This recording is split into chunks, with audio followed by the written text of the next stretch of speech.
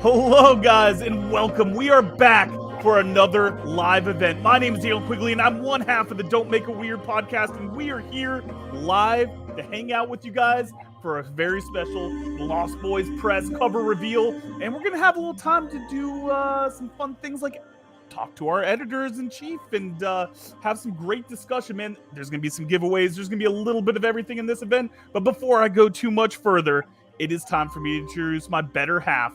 She is the Chief Administrative Officer at Lost Boys Press and happens to hang out with me on the Don't Make a Weird podcast. Dina, what's up? I have a question for you real quick. Yeah. When you first came on, were you not expecting that we were actually going to be live yet? Because you looked like you weren't ready. I forgot whether there's going to be music or not, and so I was like giving it a second to see if producer Sean would play my beat, play my jam, but it didn't happen, so I just kind of went for it. How you doing today, dude?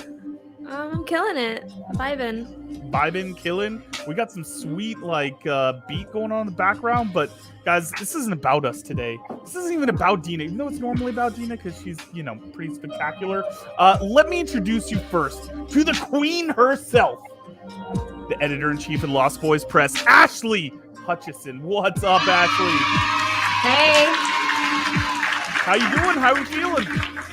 Good. Really good. Is that clouds on your shirt? Is that... Flowers. Oh, flowers. Okay, well, I'm just flying. Okay, that's fair. But there's someone else here that also loves flowers amongst a myriad of other things. They say that the character The Deep was based on the works of Chad Ryan, who is a co-founder of Lost Boys Press. What's up, Chad? Hey, everybody. How y'all doing? I'm doing good. Killing it. I was sitting there like meditating during that introductory spa music vibe that you had guys going, so I'm ready to go. Yeah, are the masseuses coming? Is that gonna be a thing? Do we all get shoulder rubs while we... No, massages are creepy, Daniel. No, okay. Taking it back to episode 1. Okay, they are a little creepy, but you want to know what's not creepy? It's that shirt, Chad Ryan. What shirt you got on today, buddy? Yeah, this is the only time I can wear this shirt because I get a lot of questions. People have eyes, so they're like, "What the hell does that mean?" And as always, to check out some of the great merch, you can check out at dmiwpodcast.com/store, or you can get with Chad Ryan and check out Ghost River, the inspiration behind it all. Yeah, I think Jess actually designed this, right? Wasn't this a Jess production? I'm pretty sure. Yeah, I think it was. Yeah, cool. just the best, man. Absolute best. But you want to know who else is the best? And that's the one that makes all this madness possible and survives all of our insanity. That's the brains of this operation. Producer Sean, what's up, buddy? Hey, guys. How we doing, Sean. buddy? Doing great. What you got in the background there for us today? Oh, this is the Quick Stop from Clerks. Oh, Convenience store. The new. Anyone need a Gatorade or anything? Yeah, could you grab me something? I'm a little parched. I got you, buddy. Boop. Boop. Appreciate it. No, that's perfect. So, guys, like I said earlier, we are going to be discussing the new anthology that's going to be coming out through Lost Boys Press. We're going to give a little bit of a tease about what to expect. We got a cover reveal. We've got prizes to give away. And we're going to have a ton of time for all of your questions. Anything you've wanted to know about the writing industry, whether it's the editors, the producers like Sean, Jesus Christ. Yeah. The content producers like Chad Ryan. Sean, this is a live event, right? We can just cut that out and just, put that right back. Cut it. It's fine. Look. Here. Totally not editing any of this. With all the jobs that Sean has, I wouldn't be surprised. Yeah, if you can just do the live radio dump button for me. Yeah. But yeah, you guys can get to talk to Chad and Ashley and Dina. All of your questions, anything you guys need, man. It's going to be an awesome time today. But first, let's talk about what this anthology is going to be. And for those of you that don't know, war comes for us all. In this anthology, 9 talented writers tell stories about wars from the wide swath of human history, changing one key element to alter the war itself. It's going to be coming to you guys September 22nd to Amazon, the LBP bookstore, and anywhere that you can get all the best books. And guys, don't forget, September 23rd, we're going to have a live release party with all the authors. It's going to be even crazier. Absolutely. It's going to be a good time for everyone. So, Ashley, talk to me, man. How exciting is this latest anthology? Because this is a bold new one, and this was a tough prompt, man. It really was. And there were quite a bit of internal discussions about it, just because, what's going on with Ukraine and everything we, discussed, whether or not it was the right time, the right prompt. But the ultimate decision came from a place of understanding where we just said, most of the greatest works of literature happened during difficult times, and they were poignant because of their relevancy to what was happening in the world at the time. No, absolutely. And I know that there's going to be some incredibly unique and interesting stories. Do you want to kind of give us just a little bit of the broad pitch of some of the kind of takes on wars that we'll see throughout history in this anthology? Do your favorite one. Oh, man. That's right. Yeah. Put everyone on the spot. My personal, I have a couple of favorites, but my personal favorite just comes from a 16-year-old who blew us away with this incredible story about the Great Emu War in the 1930s in Australia. And I thought going into it, it was going to be ridiculous, but it turned out to be the most serious and just incredible story. That's so cool. And so is this going to be one of those situations where after I'm done reading the story, I'm just going to feel really bad about myself because a 16-year-old is writing circles around me? Yes. Yes. She won like awards for her writing before too? Or am I not remembering? She has. Yes, she has. And I think she's been writing for quite some time and has won awards when she was much younger too for her writing. It's brilliant. And it made me think, what was I doing when I was 16? Oh, I was writing fan fiction about anime. And here she is at 16 writing this incredible war story. Yeah. All right. Now I'm feeling terrible about myself. Can I pitch you a story? Maybe we can add this in like last minute. Can I pitch you guys a story? Not. Yeah. No, I got. If Jar Jar figures in it at all, it's going to be an immediate no. Yeah, we're out. All right, then I rescind my. Sounds like I draw the line. We're out. Out completely. Yeah. Yeah, man. And first of all, let me give a little shout out to one of my soccer players and her older sister that are out here tuning in, Hannah and Reagan. Hello. Hi, guys. Hannah's actually LBP staff now. Yep. Yeah, I know. But you're going to make sure she doesn't get to read any of my stuff, right? Like, I'm making her the one that gets to decide if you get in or not. All right. Well, that's my last show. But, I guess talk to me about, what's going to be different about this anthology than, because listen, you guys have put out a wide range in the back. We've had, Not Meant for Each Other. We've had Chimera, represent. We've had heroes. But what makes this one just different than any of the ones that have come before through Lost Boys Press? I think, as ever, what sets each of the anthologies apart every single time are the voices. These authors have these just genuinely phenomenal voices, and they come to the table with something to say, and what they have to say, it's just mind-blowing. Oh man, I can't wait. So guys, again, check it out. September 22nd, we're doing Coming Back Here Live, September 23rd.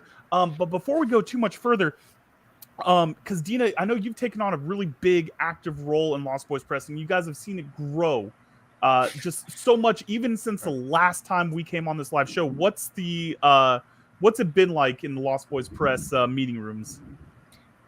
In the meeting rooms? No, I mean just it's just general. Us cussing at each other all the time. Yeah. Imagine the WWE. I feel it's always me and Chad like fighting, arguing. Yeah. I I feel really honored that I get to watch Lost Boys grow and like just to see how much we've learned as a team. Which, by the way, thank you again for putting me on the spot, you asshole.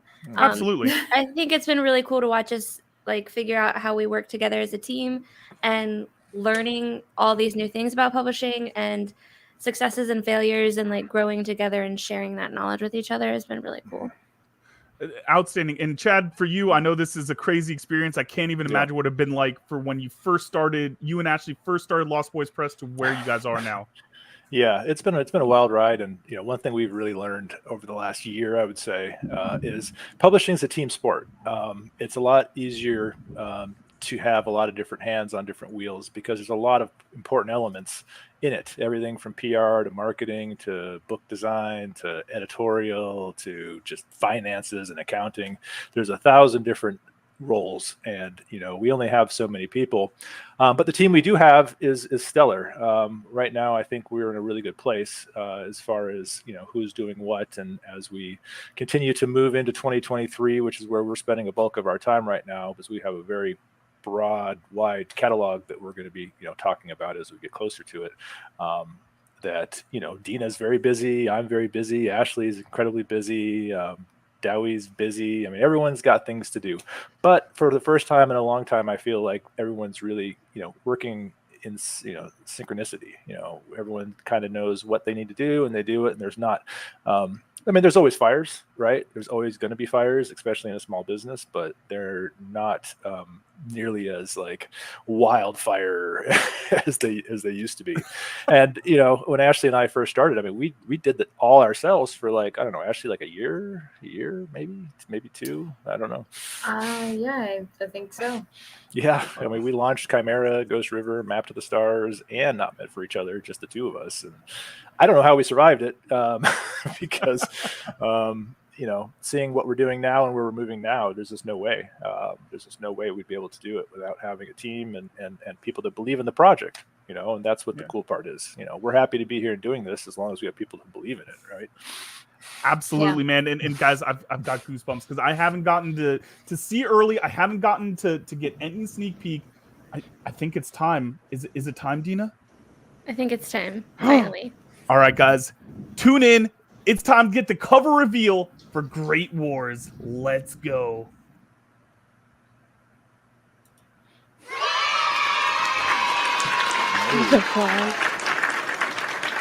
Y'all. So this cover is meant to be like a sister piece with Heroes, the previous year's anthology. And a cool thing that Zoe told us was that this orange is on the exact opposite end of the color wheel as the Heroes blue. So like they literally complement and mirror each other almost exactly. Oh, that's awesome. And did Dewey design this one as well, I assume?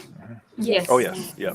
God, he's freaking good at that. And guys, if you ever need maps done, go check out our boy because he does incredible work. And man, this is going to look so good on my bookshelf right next to Heroes. Yeah, that's one of the things that we tried to do, or Ashley tried to do with these anthologies, is that she wanted companions. All of the anthologies we've done since we've started have had a pair, and they've always been companions. The same cover artist on both, and this book in particular just looks gorgeous together with Heroes. Yeah, it does. Oh my gosh, I can't even wait. And I've gotten to read maybe like one of the stories.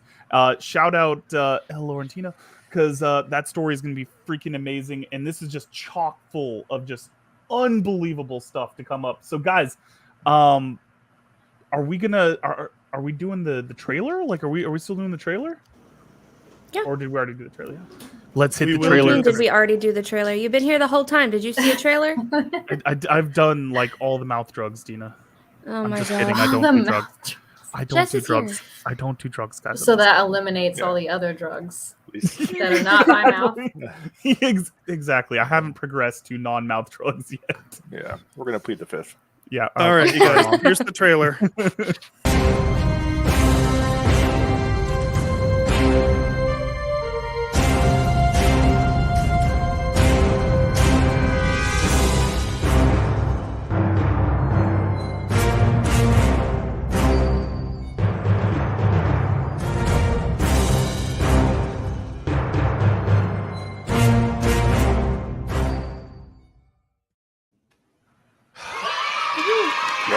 literal goosebumps, dude. Yeah. I don't Literal think Chad had seen goosebumps. that yet. I've never seen that. Yeah, so I'm like, Welcome to the party, Chad. You and me both, buddy. I'm like, wow, we're awesome. It's a good thing I proofed it before Yeah. because I had forgotten about it. Dina has Literally everything that I do and make and design, I'm just like, Ashley, proof it. Yeah. It's gonna be yours. Dina has unlocked the power of video now, so we're gonna go places. Oh my god. Yeah, Dina will do that every so often. Like she'll just like get into one of our group chats, be like, oh hey, I was messing around, and just like post something up there, and it's like, Oh, Sometimes I'm talented. sometimes, yeah. I mean, she's never not working, so it's, Yep. yeah. That's true. really, it really is. And guys, you want to know what?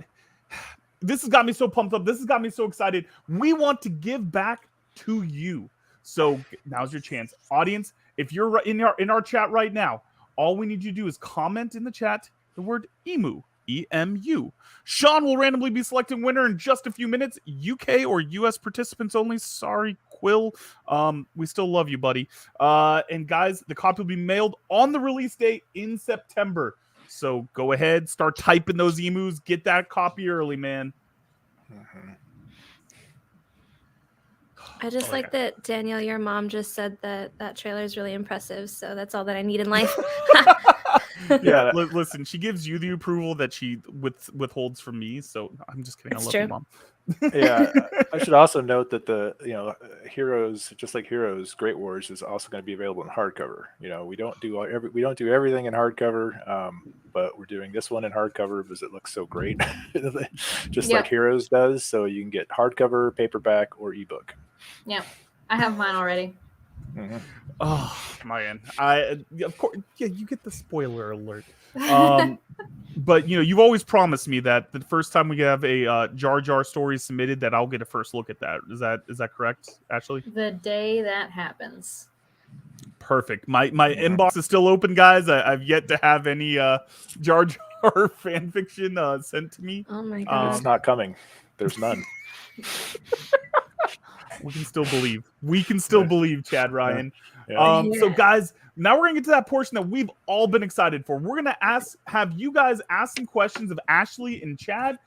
Anything that you've wanted to know about publishing, the industry, Lost Boys Press, writing, editing, Jar Jar Binks, whatever you guys want to talk about. Not If you Jar wanna- Jar Binks. No, And that's let's draw a winner before we move on. oh, So everyone in the chat, last chance to type emu into the chat to enter to win a copy of Great Wars when it comes out.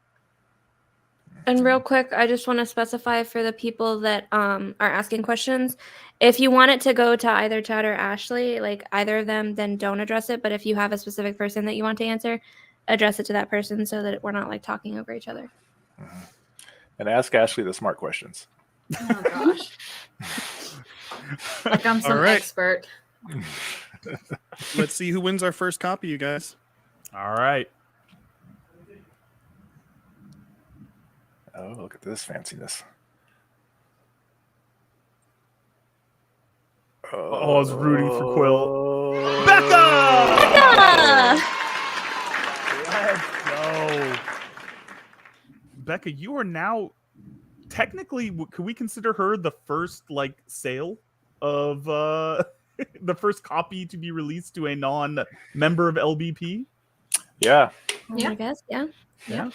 There you go. You got first, Becca. You are in there. So guys, now's the time. Let's start compiling some of those questions. If you guys have anything you want to ask Ashley, Chad, if you guys want to know anything about Lost Boys Press, the writing industry, the publishing industry, if you have questions why some random publisher you met on the internet is trying to ask you to give them $300, please, oh my God, we'd love to talk about that. $3,000, yeah. And so please ask away, and we're gonna get your questions on here. Anything that you've ever wanted to know. If you want to ask Ashley what it was like the first time she read anything that I wrote and had to drink herself to sleep that night, then go ask her that. Like whatever you want to do. Yeah. So I guess I'll get it started while we're compiling some of these questions. What would you say? I'll start with Ashley. What do you think is, because you before? Why don't you give people a little bit of your background before you started at LBP, so they kind of understand where you're coming from an editorial perspective. I mean, how far back would you like me to go? First grade. Yeah. First Start at day. 16. What was it like? Kindergarten. Let me tell you, I was just teaching a master class of writing in the first grade. No, I mean, English was not the end goal, and publishing was certainly not the end goal. I started out studying triple majoring actually in 3 different languages, and I was going to be an interpreter for the UN, and that was the goal. And like halfway through my studies in college, I just realized that while I liked what I was doing, I didn't really love what I was doing. And I just kind of thought, what else do I, what am I interested in? And I kind of just went from there to, well, I love books and I love reading, and I am kind of really good at picking out errors in writing. So maybe this is something I should pursue.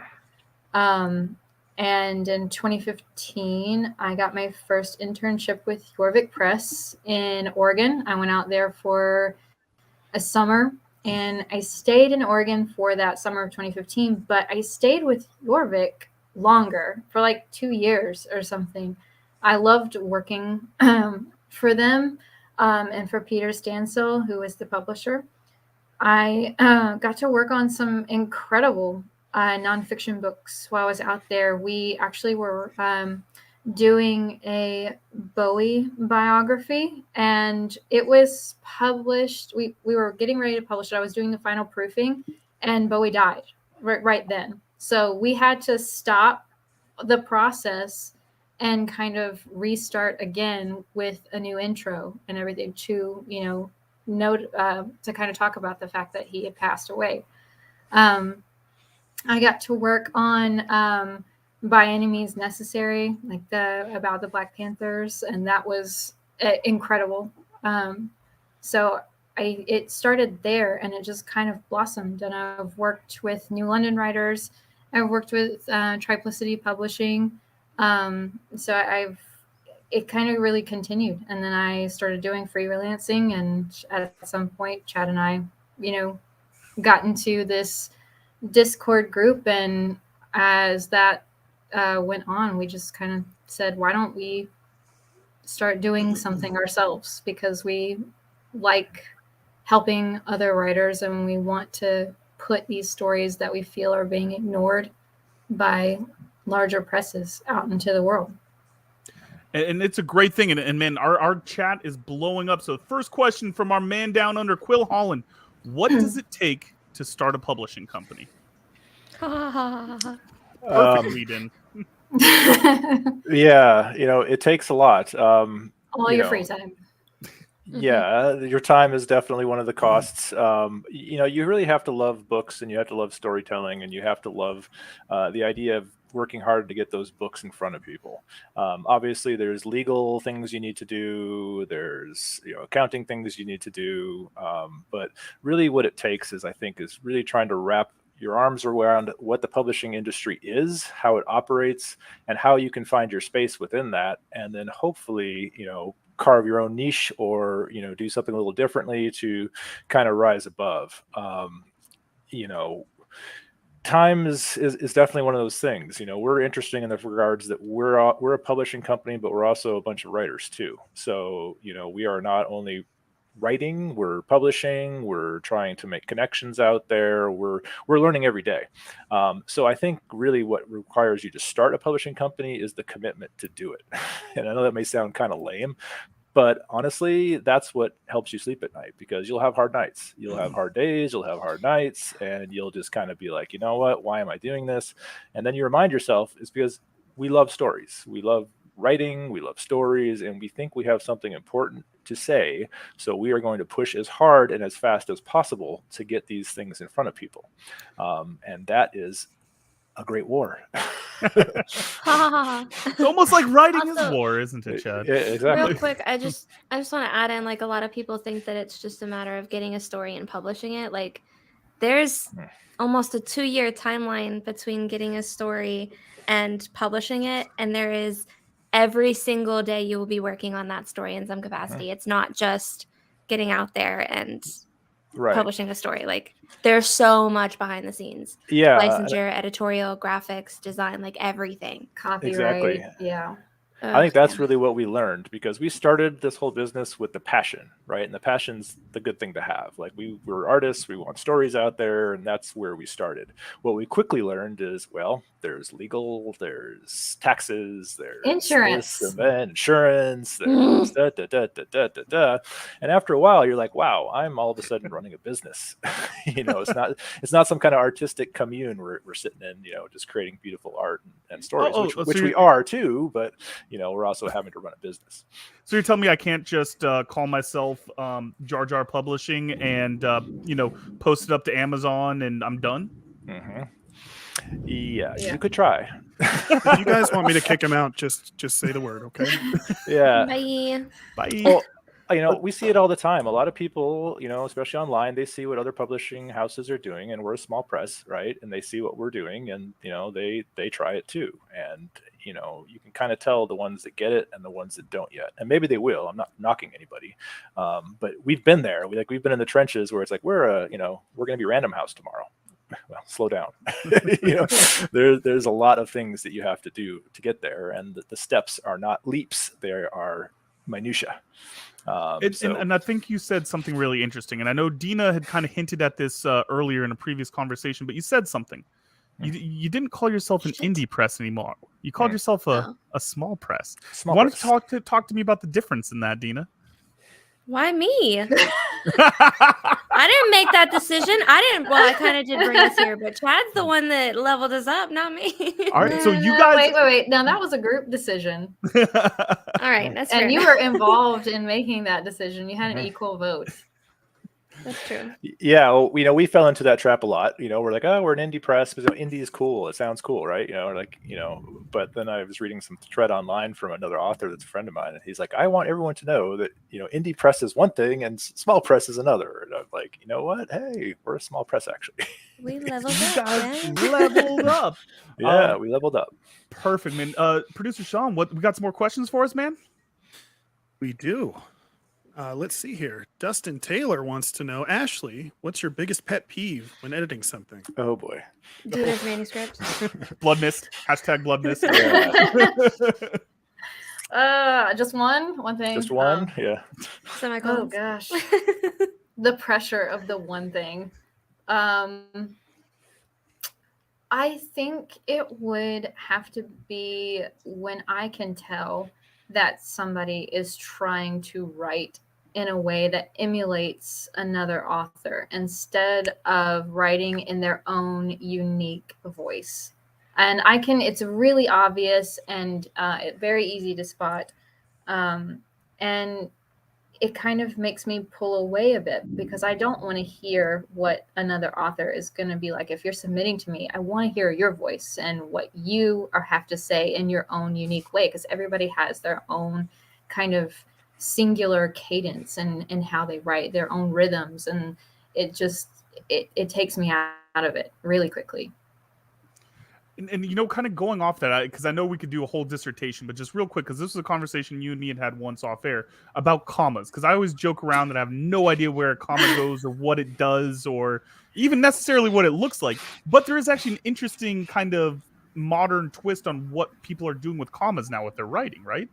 Yeah, the comma is kind of going through an evolution, and it's really. Honestly, I'm a fan of this evolution because, and it has, it's kind of a mirror of its past because it originally was meant to mark where an orator, like someone who is speaking a story, it goes back to oral tradition. The start of it was to show where an orator is supposed to pause, to take a breath. And then biblically, it was made to denote where pauses were, to emphasize certain clauses, and that's kind of rhythmic.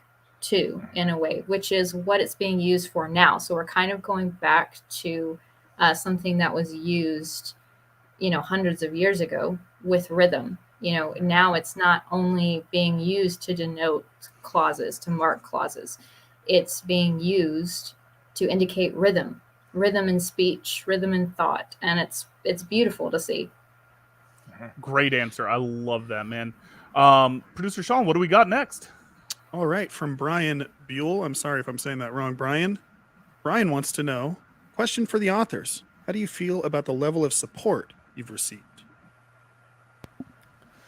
I don't know if we have any of our authors. Yeah. No, Dana, you don't count. Elle is here. Is here, yeah. And Elle Jess. can I type in am the literally chat. a published author. You guys are all Yeah. authors. Yeah. I was gonna be like, I feel great, but like I didn't wanna, because I'm biased, but I do appreciate the support from all the editors that I've worked with at Lost Boys. So. I mean, I'll speak briefly just about my experience because I got picked up for the Heroes anthology, and then I've got my first Allegedly. I've got my first debut novel, Thunderstruck, which is going to be coming out next summer, summer 2023.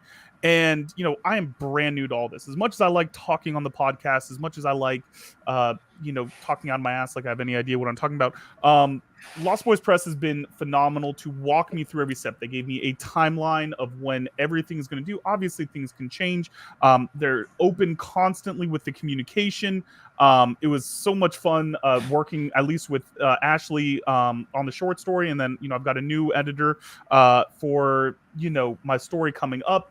And I mean, it's an easy, transparent process. They make you feel warm and fuzzy, especially because I'm nervous and I have no idea what the hell I'm doing, and I'm like, should I be doing something right now? And they get a lot of deep breaths, and there's always a plan, there's always a structure. And I mean, listen, we joke around, but Dina does some amazing stuff. She just tosses around like, oh, hey, I made a mood board for your story. Oh, hey, I just messed around and made a trailer for your story. And like, there's just all these fun little perks that just things I would have never thought of. And, listen, 10 out of 10. I couldn't recommend enough being involved with Lost Boys Press on this. See, now you're ruining my reputation as a hard-ass editor. Yeah. People I'll feared report my back. red pen, and they'll think I'm some cinnamon roll. Listen, no, I'll no, report back after line edit. I just like abuse. That's the difference, guys. I like the abuse that Ashley gives me. So, I'll just harken back to something we talked about a little bit ago. And, that's when Ashley and I started the company. We're authors. So we wanted to create a very author-friendly publishing house. We didn't want to just be the middleman there trying to, shill your book. We're authors too. So we like to compensate, the way we would want to be compensated. We try to operate our practices the way that we would want to be treated, because there's some bad experiences out there, and that's something that it's like, we're not those people. Yeah, I also think that. Oh, I'm sorry. Go ahead, Ashley. I was just gonna say that to me, nothing is more important than preserving, the writer's vision and what they want for their story. And I feel like I can make my suggestions, but at the end of the day, it really is about their story and what they want for their story. So my job is then if we come to where I say, well, I suggest this, and then they disagree and they say, I feel very strongly this should stay in, and this is the reason why, then it's then my job to just make that the best version of itself that it can be. Yeah. Yeah. And like I said, one of the other things, I'll just say like one more quick comment on it from my end. One of the things before my story was even picked up, my first book is going to be an urban fantasy. And I was so nervous because all the feedback I got, and it's traditional for most, books in this genre, is like, hey, be in that 80,000 to 100,000 words. And I've even had, agents get back to me like, hey, listen, I like what you wrote. It's just too long. It's a thick boy. And, she came up and she said, listen, word count doesn't scare me. If this is the story that needs to be told, this is what we're going to tell. And I think that kind of goes back to what you guys have always talked about, that you guys want to take on the stories that are less traditional, even if it's a word count thing, right? Yeah. We want them to be complete, and then we want them to be done right.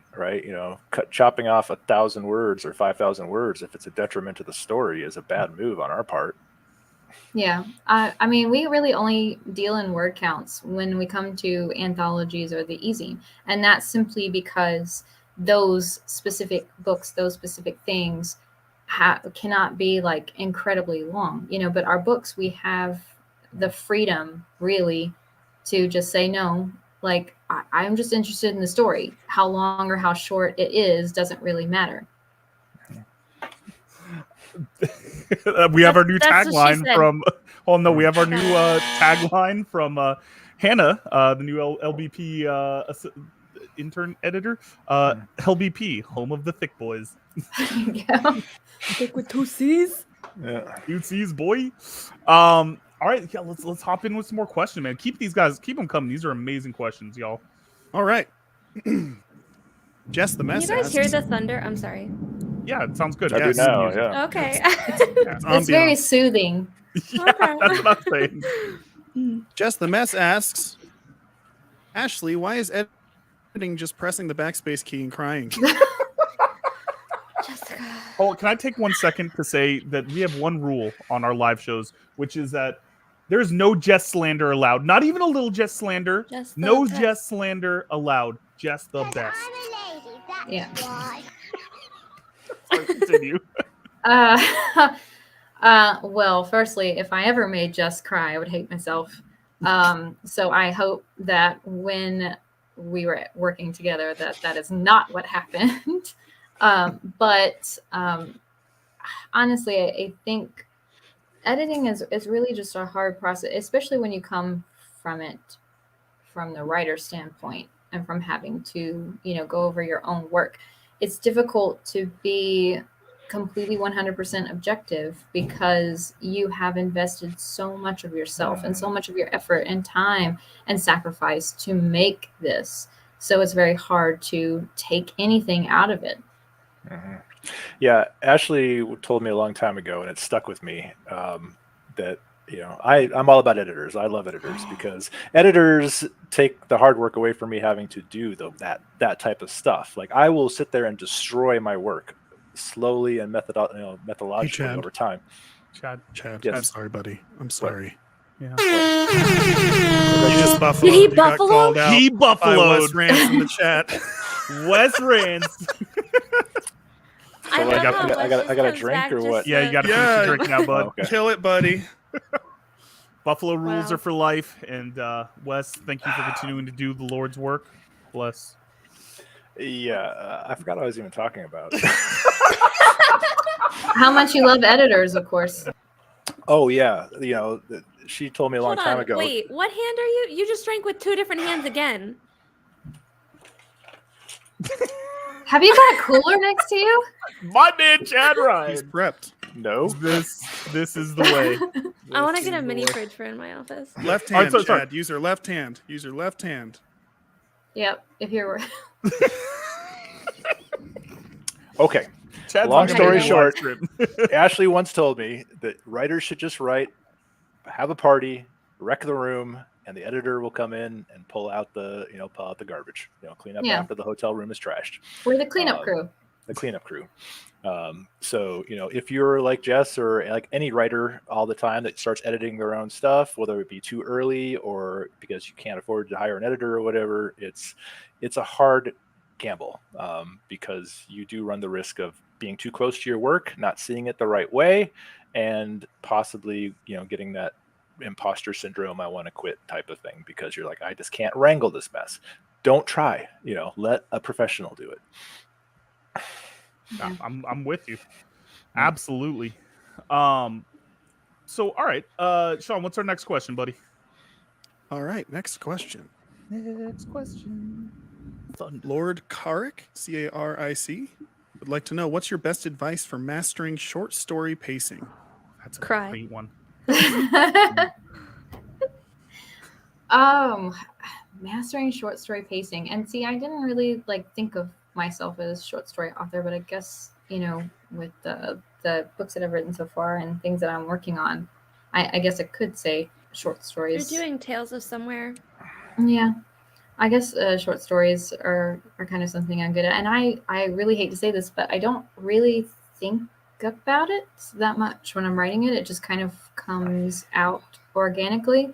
And mainly that's because I think about the negative space, and not so much the negative space where I'm talking about blank space.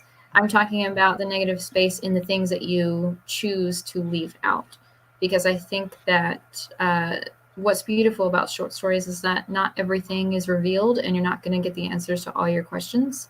And that kind of negative space can be really powerful in short stories.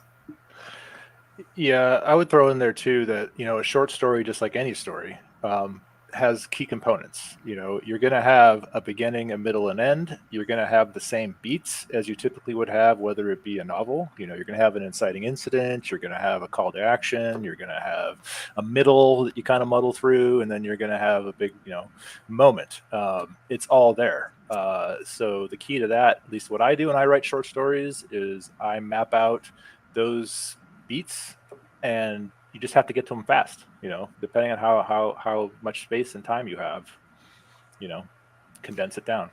And Dina, what about you as like a reader of short stories? I mean, obviously you've written some yourself, but what are things that the short stories that really stand out to you? Like, what are some of the best practices that you've seen when reading them? The ones that trust the reader. I feel that mutual, like that it's obvious when a reader is or when a writer is respecting their reader and their audience, because they're not over explaining, they're not bogging me down with details. I'm reading a short story because I don't need to know what color the trees were that day. Jeez, people. I just need the meat of the story, and I appreciate you trusting me to fill in the blanks. Jessica T. Messica, I swear to you, this is borderline slander of yourself, madam. But it's also like, as a reader, I appreciate that because I don't want to get the details like that. Yeah, and I agree. I think that's a really important thing, is that it kind of distills the story down. It lets you get to the meat, and you really are forced to just say, shh, shh, shh, shh, shh. You don't need to know. Just go with it. It's fine. Yeah, and I think more often than not, it's very clear to see that short stories are more character driven than plot driven. I think because you have such a short amount of space to tell a story, that you really have to have the characters drive the plot rather than the story itself. Which I love. And that was a great question, Lord Carrick. That was awesome, man. Sean, what do we got next, buddy? Hannah would like to know, what makes a good second act? Damn if I know. I think that depends on where you're placing your climax, because if you are if you've set your climax really close to the end, then you're still in rising action in the second act. But if you set it closer to the middle, then you're kind of already second act, third act, like right there. So what if you're like Daniel and you set your climax really, really early, like 30 seconds in? I've been waiting for like a line that I can use for title of your sex tape. Story of my life, guys. I really just write epilogues. I get the climax out early. Yeah, I know a lot of. Go ahead. Oh, I was just gonna say. I mean, I know a lot of writers, dread the second act, and because it's unfamiliar, right? How it starts, how it's going to end, the big, hopefully, character flaw that you're going to resolve after, the inner cave moment. But that's your opportunity to have fun. And that's your opportunity to, do romance. That's your opportunity to ratchet the stakes, have these people really shine in their moments. So, just basically set a couple, probably 3 different things, whether you want to call them quests, missions, goals, or whatever, and, make them interesting. That's the key part, because you're working towards something anyway. And that's your opportunity to just have fun. Yeah. Perfect. No, that's that again. Great question, great answer. I mean, yeah, dude. Sean, what's up next for us? And Jessica T. Messica, what if they are full of fake climax? Damn it, Jess. Title 30 seconds in. Yeah. Brilliant. All right. Something like nothing but climaxes or something. Yeah. Nothing but climaxes. Oh god. Our friend Veronica has a question. It looks like it's from Twitter. Oh. From Miss Maria. I'm a blind writer. When writing dialogue, should I always start a new paragraph when switching the speaker? Yeah. Yeah. Anytime you have a change in speaker, you should always start anew. Perfect. No, that's good to know. I'd be really interested to know. Maybe we'll do some research and put some out there. I mean, I'm sure there's a lot of writing apps for blind writers, but that's really good to know. We can make it a research topic for an episode, Daniel. Yeah, there you go. I like that. We'll star that one, man. Sean, what's up next, buddy? Our book winner, Becca, would like to know, for LBP in general, how often do you open up to manuscript submissions, and what genres do you hope for most when you do? I know what Ashley's gonna say. She's gonna say, I don't care about your genre. If it's a good story, I want it. Yeah, well, the second part of that question. She does, yeah. So, manuscript submissions. We have done targeted acquisitions before, and we've found that to be pretty effective. And so that might be what we go with, moving forward, at least for the foreseeable future. But I would like at some point there to come a day when we do open just generally for submissions. It's just next year we have a pretty full publication schedule. We have a book coming out almost every month.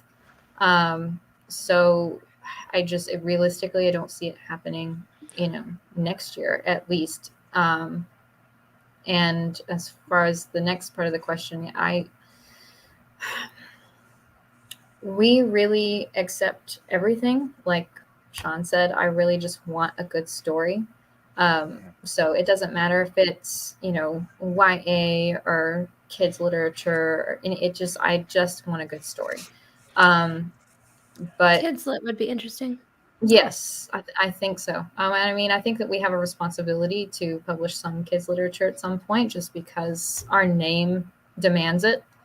Yeah, we're named after the Lost Boys of Neverland, so why not? But what am I hoping for? I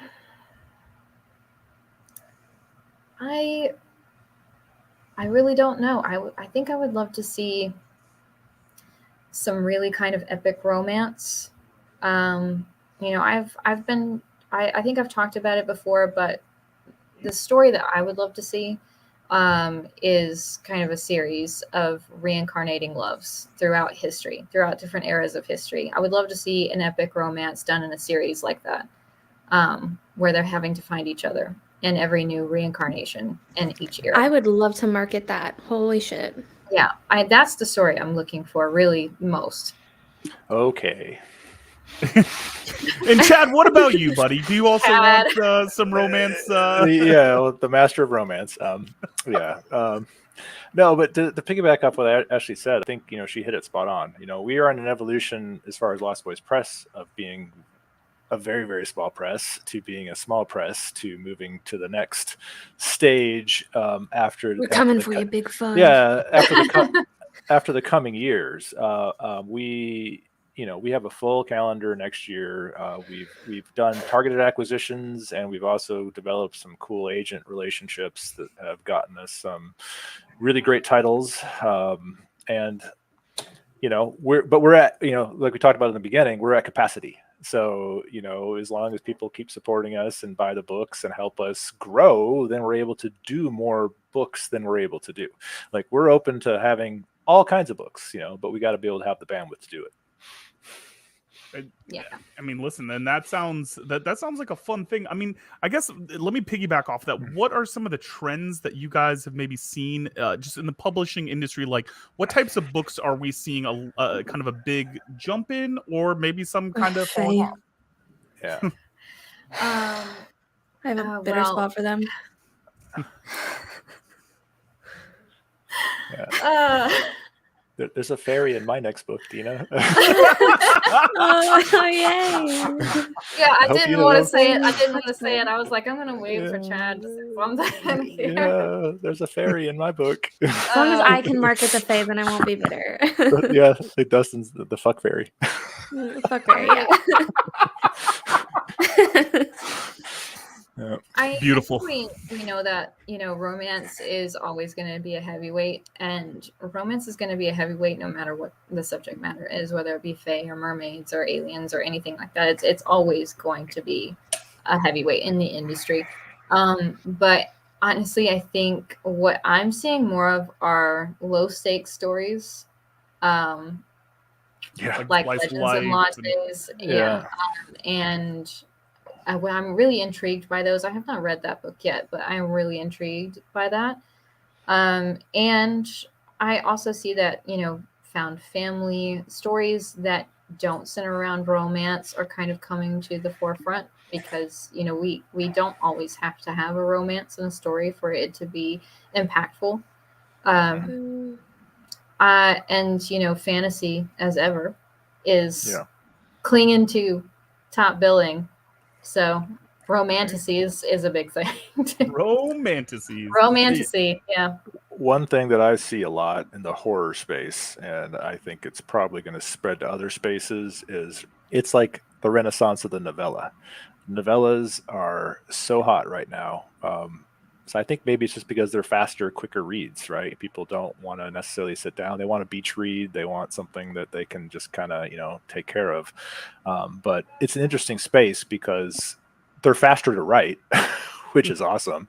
And they seem to be selling like hotcakes. Like a lot of the biggest things right now, at least in the horror space, are novellas. So take that for what it's worth. Size doesn't matter, gang. Sean, what's next for us? We're gonna Sean, how much time do we have left for questions? Would think we get like maybe 2-3 more in?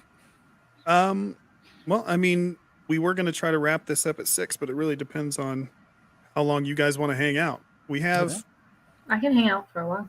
It's up for you guys. Yeah, we can hang out for a bit. We usually go over about 15, 20 minutes anyway. So let's just knock out the questions I have lined up here. I only have tacos waiting for me. Oh God!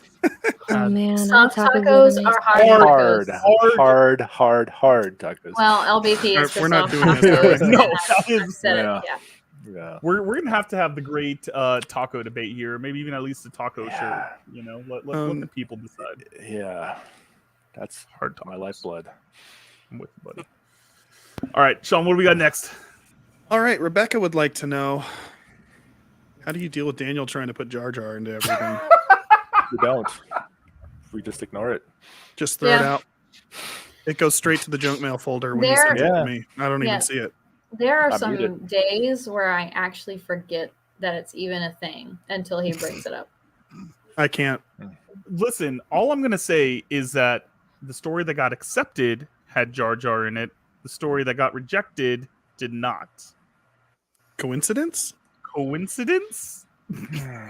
right, seriously, I think once you read Great Wars, you'll understand why yours didn't make it.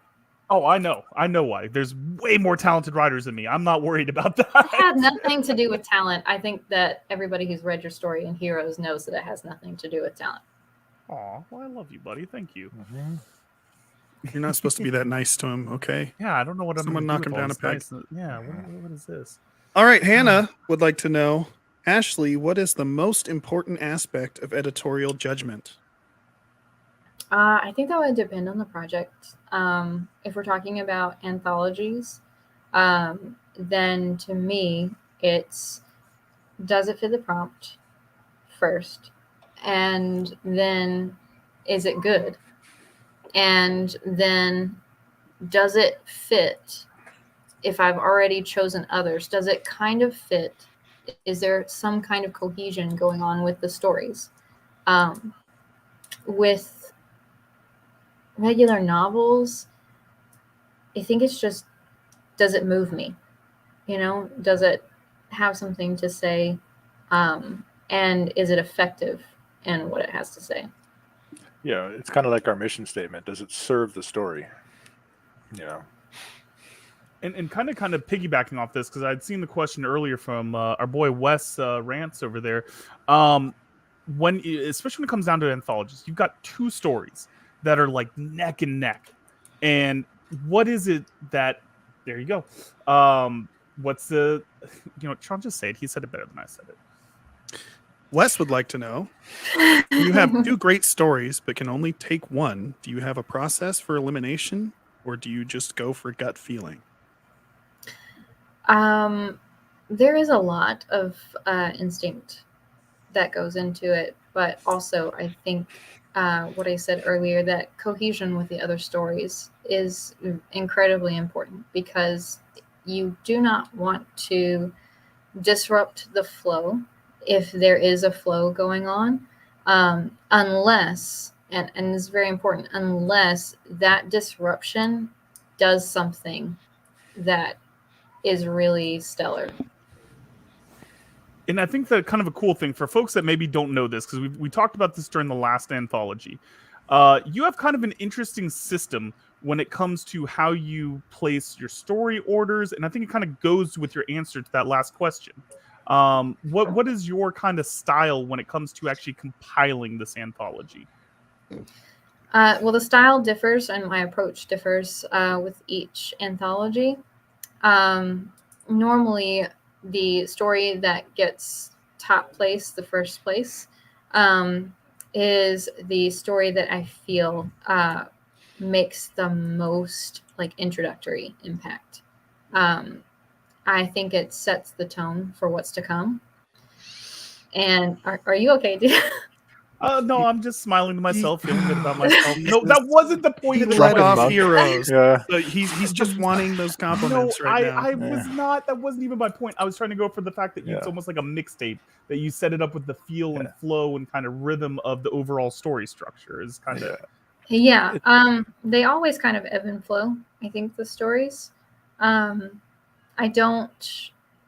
always try to shy away from anything that is too serious over and over and over and over again. But I did not do that for Great Wars, because what the submissions that I was receiving were overwhelmingly, poignant, and I think they had to be. So I think that this, you're gonna see more serious stories than you did like in Heroes necessarily. That's exciting, man. I cannot wait, because if it's anything like what I've little sneak peeks I've had now, I mean, every anthology you guys put out just gets better and better, man. It's gonna be awesome. Again, September 22nd and September 23rd for our live show. It's coming up soon, gang. Sean, do we have another question?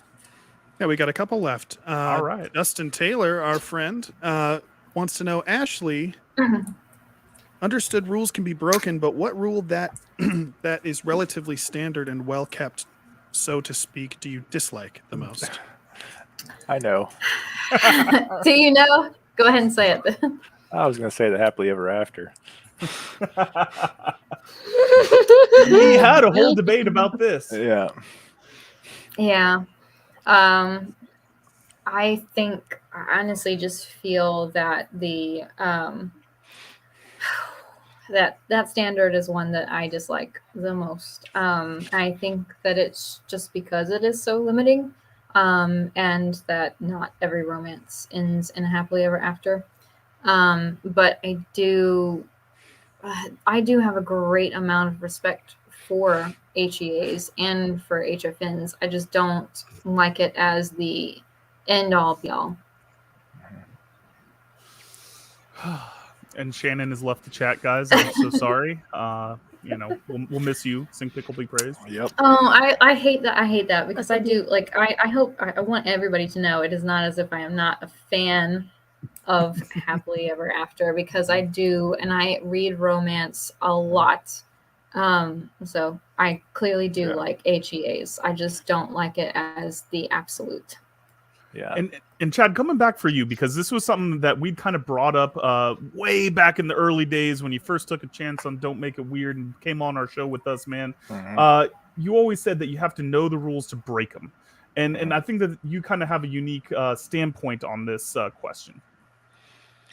Yeah, I come from I have an English literature degree. I've studied English, and because I've read all of the classics and I've read all of the things that people consider to be canon, it creates an opportunity to take that and play with it. Just because you break a rule doesn't necessarily mean you're disrespecting some ultimate, it means that you're actually respecting the rule enough to say, I'm going to provide an alternative type of interpretation of this rule. It's like, with Ghost River, I was like, I buried a lot of literature underneath all the filth and the horror, because I know from where that stuff comes, and how it operates inside of a story. So yeah, I think you do have to know the rules to break them, because you can tell people who don't know the rules and just try to break the rules, because you're like, well, you can't really justify those decisions, because there's nothing there. But if you're able to, come from a place of knowledge and wisdom and say, well, I'm doing this because this, and it's a counterpoint because I understand how the structure of the story works, you can get away with it. Love it, man. Love it. I know we're starting to get up against it. Sean, what do we got next, buddy? From Rebecca Mickelson. As a fellow editor, how do you deal with editing fatigue? I struggle pulling myself away from my authors without guilt. I'm probably the worst editor to ask this question, because I just power through fatigue because I have, a million projects ongoing all the time. Just to the point where like I work sick, I work sleepy, I work, angry. It doesn't matter. Yeah. I will literally go pick up my kids from school and then come back and then immediately get back on the computer and edit several more pages. Yeah.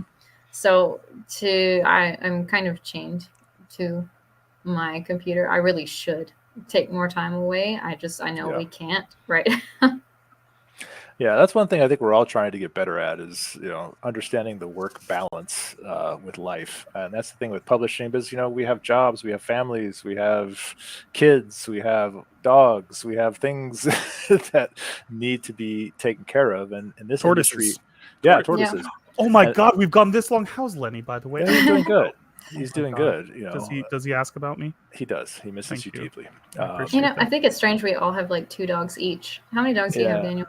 Oh, I got 2. 2. Yeah. Yeah. It's the magic number. Yeah.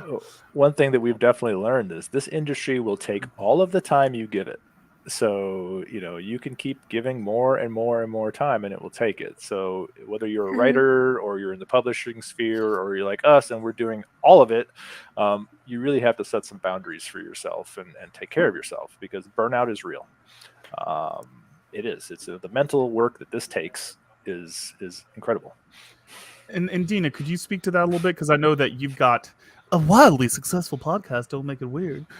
You've got your work with Lost Boys Press. You've got your own story that is going to be coming out. Nothing special. Summer of 2023. Paisley fucking Adams, baby. That's right, bitch. And you've got, obviously a full, 9 to 5 as well. Like, how do you deal with not getting burnt out with having so many things up in the air like this? Well, I hire somebody called Dusty. White Claw. Yeah, I drink a lot.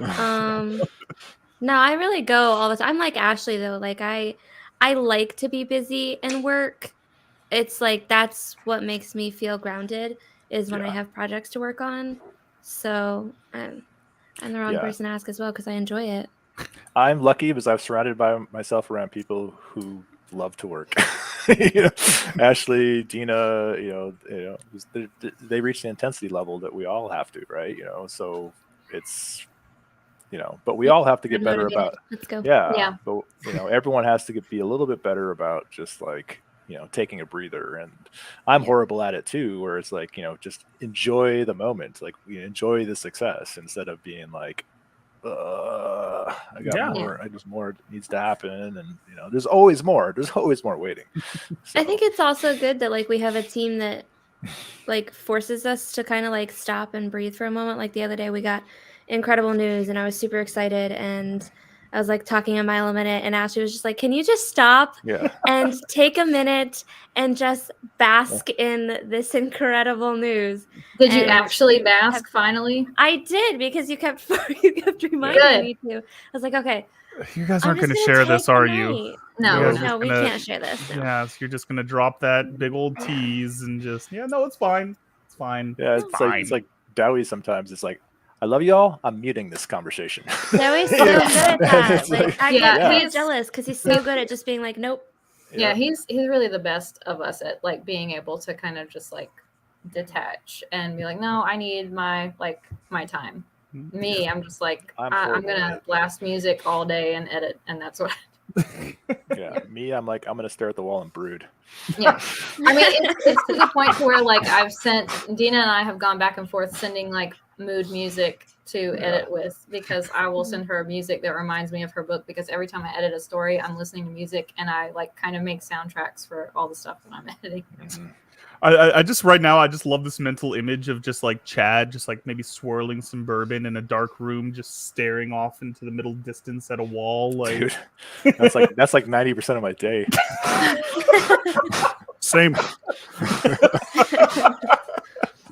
all right, we're gonna get one more question in. We're gonna get another giveaway for you guys, and man, I'm pumped. This every time we get into these writing chats, I get all nerdy and excited about it. So Last one, Brian Buell. I guess this is piggybacking off of your conversation about how full your plate is for 2023. But Brian wants to know, is the busy publishing schedule next year abnormal? Does it look like you'll maintain that pace into 2024? Well, it is abnormal for us in the way that we had just opened for targeted acquisitions and, chose publications to work with, because we had not done that yet before. But I fully expect that that pace will either be maintained or increase. And honestly, with the way we have been doing things and the way things have been happening, I think the likelihood of it increasing is more so than just maintained. Yeah. I feel like this is more like this Chad's is the about to go first- right into brooding right now. Yeah.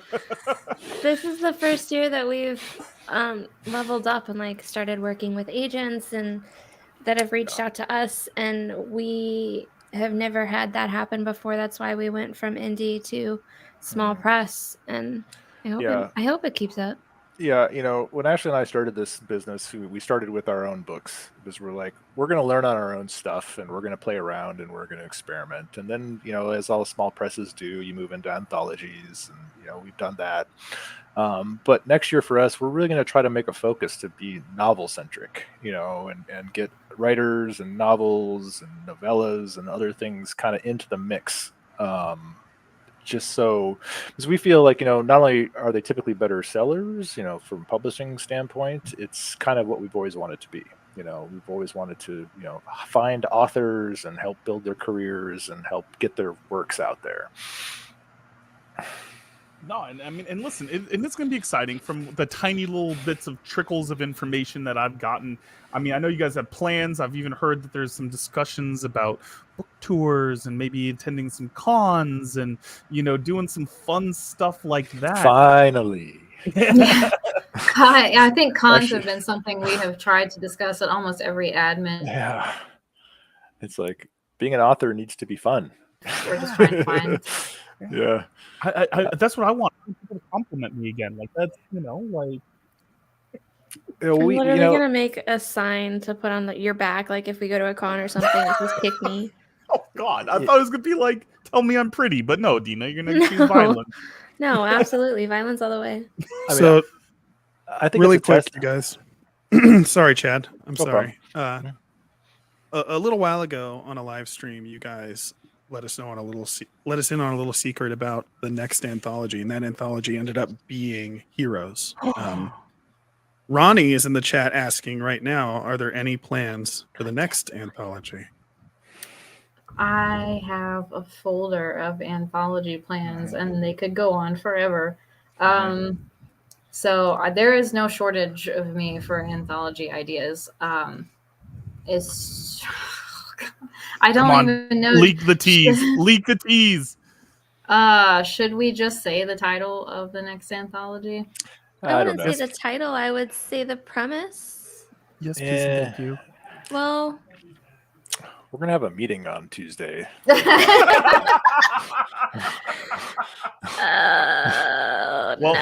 We'll go live after that Okay, meeting. so Prompt then or let you know. title? Prompt or title? Yeah. Prompt or title? Prompt. Title. No, I don't know. All right. Here we go. I'm gonna have a number right here. 1 is prompt. 2 or no? What the fuck? That's stupid, Daniel. I have a number in my hand. Whatever number it is, you have to give one of the other answers. Pick 1 or 2. Oh my That god. is gonna be title. Okay. Empire of Beasts.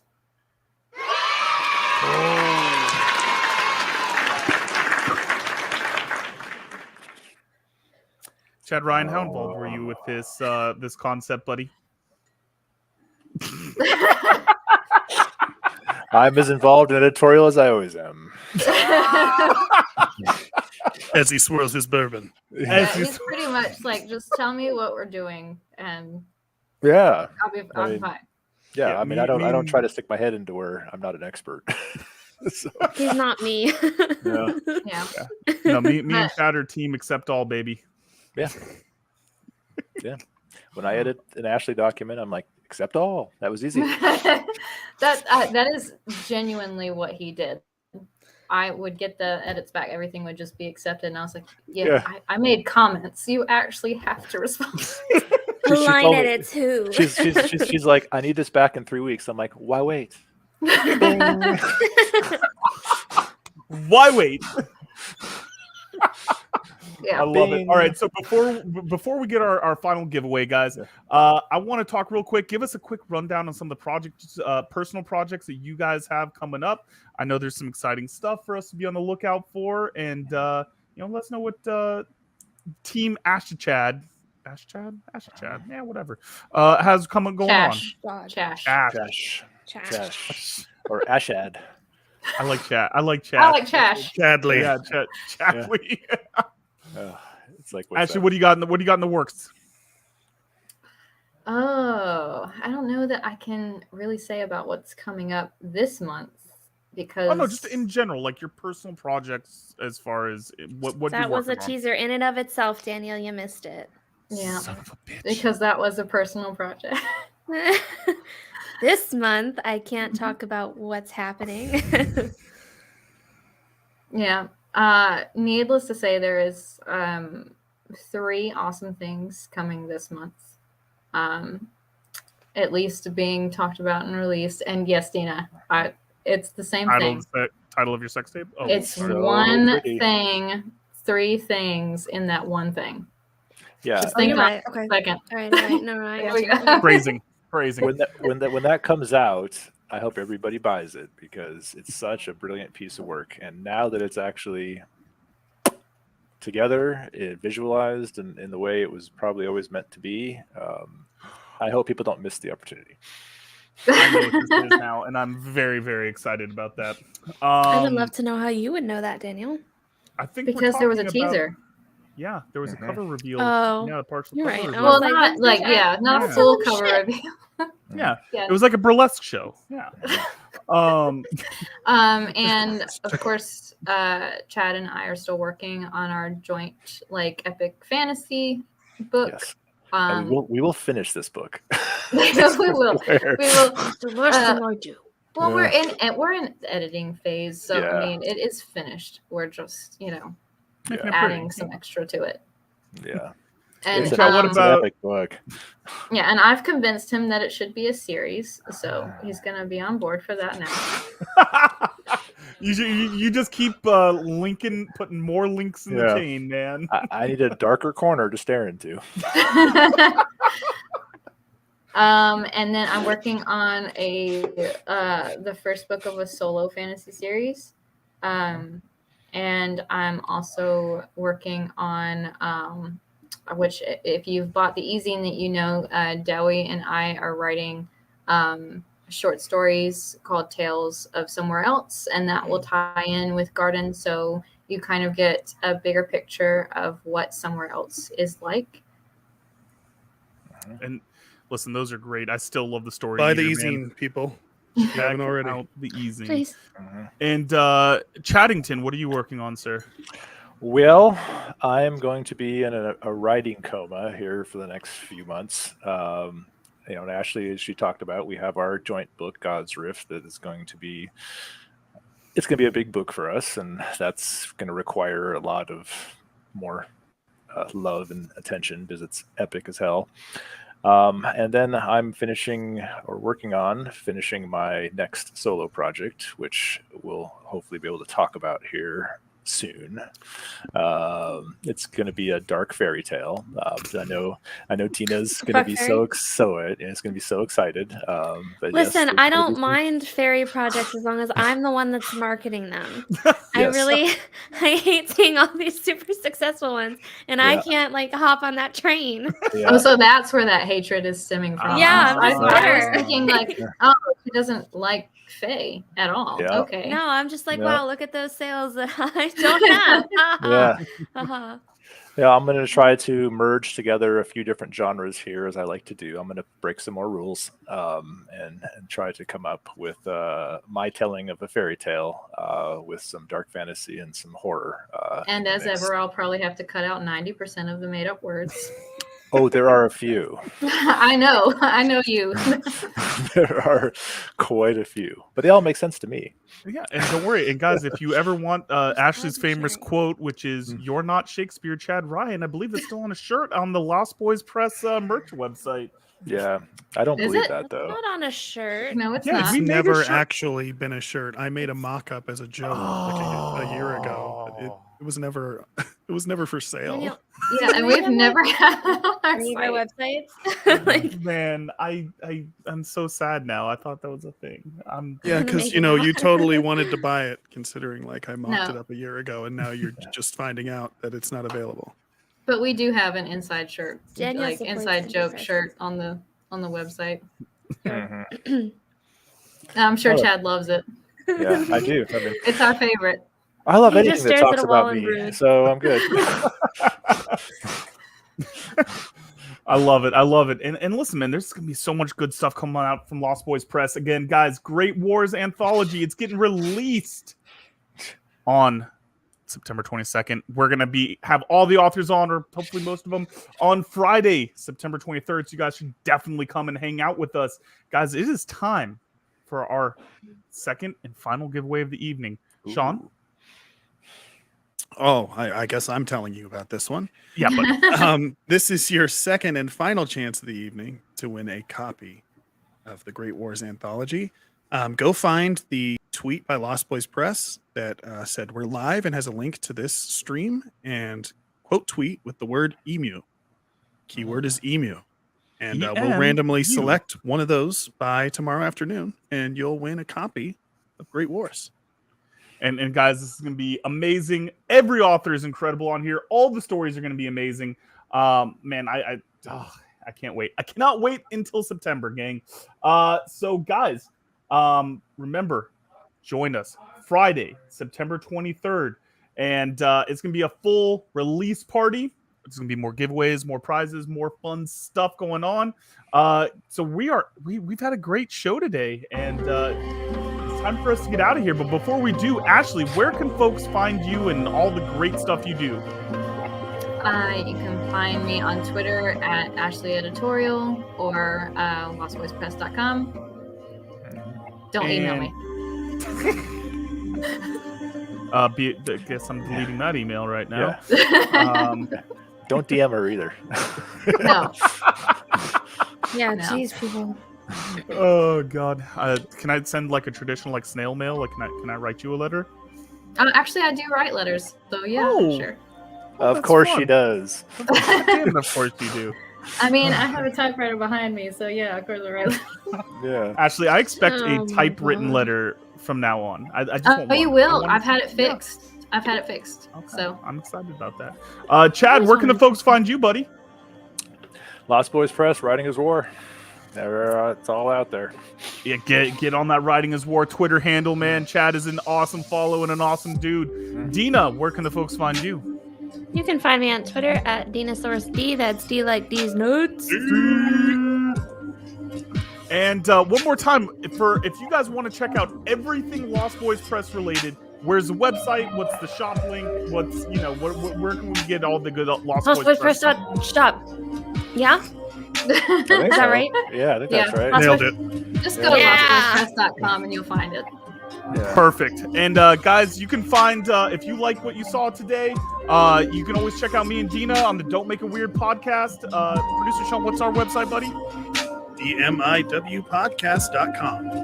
And you can find me on Twitter at DanQWritesThing. That's DanQWritesThing singular. 'Cause I ran out of spaces. It's dork. Yeah, donk. And guys, thank you so much for joining us. We hope you enjoyed the books. Hope you enjoyed this. Anytime that you have questions about the editors, maybe we can get them back on and ask some more questions back when we see you on September 23rd. Check out the Great Wars Anthology. We'll see you all next time. Jazz hands. Thanks. Don't make it weird. Love you, Chad. Love you, Ashley. Love you, Dina. Bye, love you.